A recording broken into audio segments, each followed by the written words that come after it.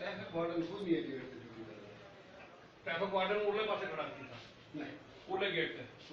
कौन गेट पे यार बस आप बुकला गेट आपस में बैठे हैं वो भी करना है वो आज उस गेट पे बंदा रहना है चाहिए कि जिद्दत दलवेली दी अखीर है सारो असल दे विच या तो दा भरा होना चुप कर जाओ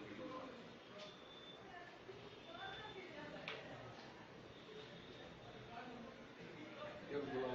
एक चार एक मिलिया ये उधर से एक नहीं आ रहा ये ट्रैफिक वार्डन नहीं ये आप भी ले ए पी ले ए मैंने ये पिछवाड़ी में करना है ठीक ये बड़ा करना है ठीक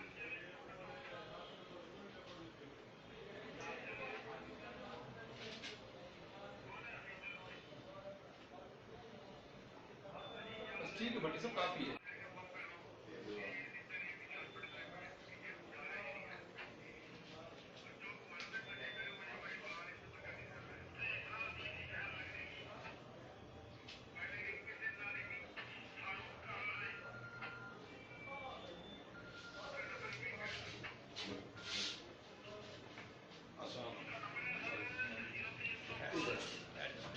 कितना दे में यार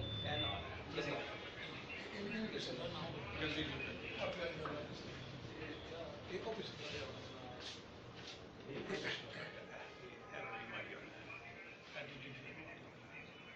लेकिन वो दौड़ गया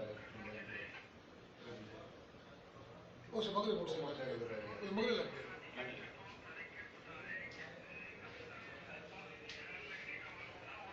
ये बंदा बैठे